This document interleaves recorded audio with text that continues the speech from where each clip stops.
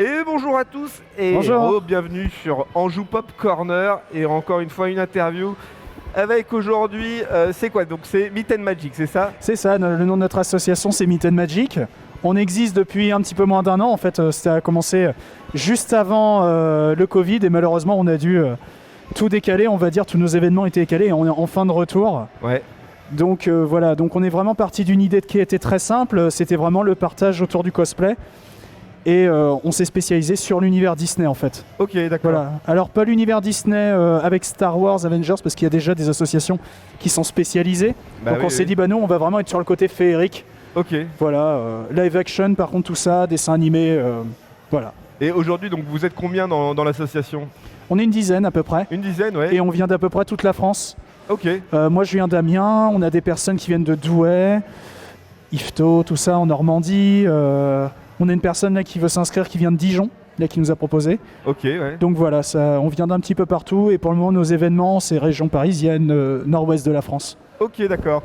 Et c'est quoi votre activité du coup? Là, c'est de proposer des cosplays pour des événements, c'est de proposer des ateliers de conception par exemple aussi?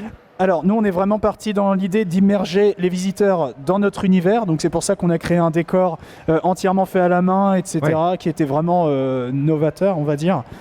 Et ensuite la première chose c'était la rencontre vraiment avec les enfants principalement pour vraiment qu'ils rencontrent leurs idoles, etc. Oui, bah oui. Voilà.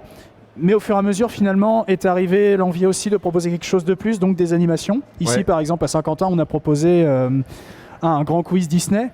Mais très bientôt, on va proposer en fait un spectacle vraiment monté avec les capacités de chacun, que ça soit du chant, que ça soit de la danse, etc. On va vraiment monter un spectacle. D'accord. C'est ce qui est prévu qu'on proposera durant les divers événements. Voilà, donc on touche un petit peu à tout, en essayant de ne pas nous éparpiller et de respecter bien sûr les capacités de chacun. Ah bah oui, non mais c'est sûr. Pour proposer le mieux. Vous avez fait combien de conventions là par exemple depuis votre création? 5-6. Enfin, conventions ou activités? 5 je dirais avant celle-ci. Ah oui c'est ça, ouais. Oui voilà, avec le Covid ça a été très compliqué, beaucoup d'annulations. Ouais, non mais c'est sûr, ouais. Certaines qui sont décalées, donc là on en a prévu quand même rien que là 4-5 supplémentaires qui arrivent, donc le double. Ah bah voilà. Oui. Et ça ne fait que croître. Depuis quelques mois, on a énormément de demandes, donc on essaye de répondre au mieux à tout ça. C'est le genre d'univers qui marche bien aussi de toute façon, hein, Disney. Énormément. Et ça fait rêver les enfants, c'est sûr, et même les grands. Hein. Moi j'ai pris mon petit selfie hier quand même avec la bête. C'est ce qui est formidable avec Disney, c'est que ça touche toutes les générations. On a certains parents qui disent non mais moi je connais ça c'est vachement bien, et les nouveaux ils disent mais non, moi j'ai vu ça l'année dernière au cinéma et c'est ça qui est formidable, et finalement on prend une photo avec toute la famille et on a des fans plus âgés que nous qui sont là à dire c'est tel personnage, c'est fabuleux et tout, et qui font un câlin, etc. Et alors là c'est un moment de partage absolument génial. C'est ça la magie de Disney aussi, hein, c'est clair. Faire retomber en enfance. Et donc du coup, vous, par exemple, la conception de vos cosplays, là, ça vous a pris combien de temps généralement? C'est vous qui les avez fait tout ça là? Alors celui-ci, il a pris environ, donc c'est compliqué parce que ça a été commandé à quelqu'un qui est spécialisé dans le cuir et les méthodes, reprend les méthodes du Moyen-Âge. Ah oui, d'accord, ok. Que ça soit les bottes, que ça soit ce genre de choses, etc., il utilise les mêmes méthodes. Donc ça, rien que ça a pris environ 6 mois. Le costume, le reste du costume a pris, vraiment si je prends du début de l'envie jusqu'à la fin, ça a pris 4-5 mois à peu près. Pour trouver tous les matériaux, avoir les bonnes références, c'est ça qui est difficile. Pour trouver, comme je dis, les bons matériaux. Par exemple, cette veste-là, on me demande où est-ce que tu as trouvé la bonne couleur. Et en fait, c'est de la bâche de bateau. Ah oui, d'accord, ok. C'est le seul truc que j'ai trouvé qui fait un peu cuir et qui est la bonne couleur. C'est en commandant de la bâche de bateau et de coudre de la bâche de bateau, quoi.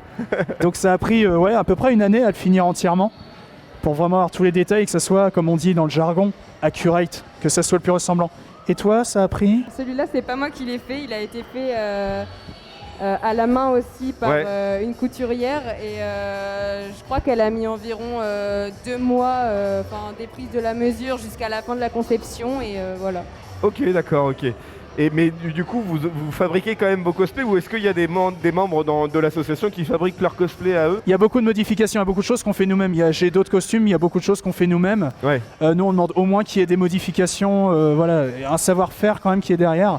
Il y a quand même une passion qui est de découvrir des techniques, etc. Que ce soit le tissu, l'impression 3D, le cuir, etc. Il y a quand même une grosse partie réalisation par nous. Alors là, justement, tu parlais d'un artiste qui fait de l'impression 3D ici à Saint-Quentin qu'on n'a pas pu avoir, mais du coup, il vous aide pour quoi? Il vous aide pour les accessoires, les trucs comme ça? Oui, c'est surtout ça. Il y a certains accessoires, c'est très difficile de les faire soi-même, qui sont trop fragiles. Je veux dire, je pense à... Je vais dire une bêtise, quelque chose qui visuellement ressemble à du verre, etc., avec un certain effet, etc. Ça va être compliqué d'avoir le matériau original. Bon, l'impression 3D, c'est quand même un outil absolument formidable qui nous permet de... Voilà, il y a juste à lancer un ponçage, on peut modifier à volonté aussi par les logiciels, et donc avec très peu de traitement, on obtient quelque chose de dur et d'efficace. Il y a vraiment une recherche dans le cosplay qui est le choix du matériau. Il y a un côté, certes, joli, mais il faut aussi que ça soit pratique.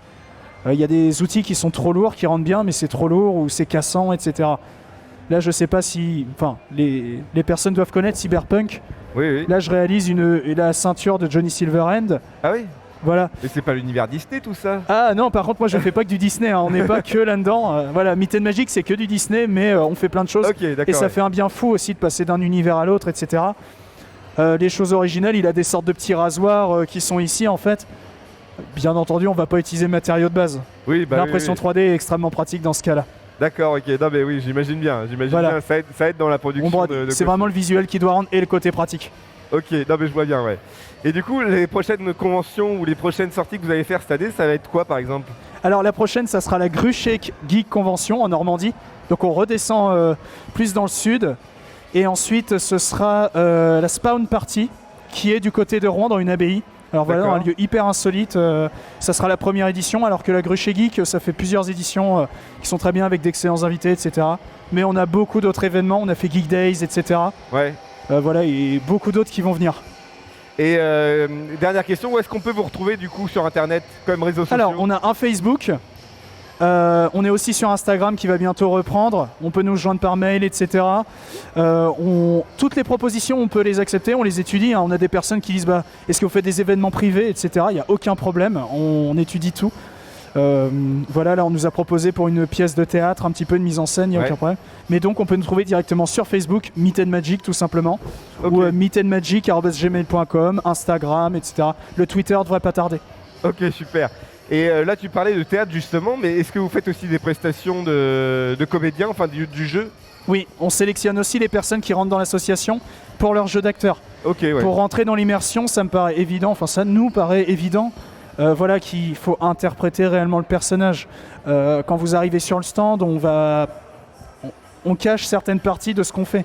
On va pas être avec les portables, on va pas nous voir manger, etc. On veut vraiment une immersion au maximum. Ah ben je comprends, ok, super. Voilà, donc oui, il y a vraiment un jeu d'acteur, on étudie, on connaît tous très bien notre film et on essaye, on s'entraîne avant bien sûr. Ok, super. Et merci en tout cas d'avoir répondu à nos questions, j'espère que ça vous a fait plaisir. C'était super, merci beaucoup. Merci beaucoup et on se dit à plus. À bientôt, merci.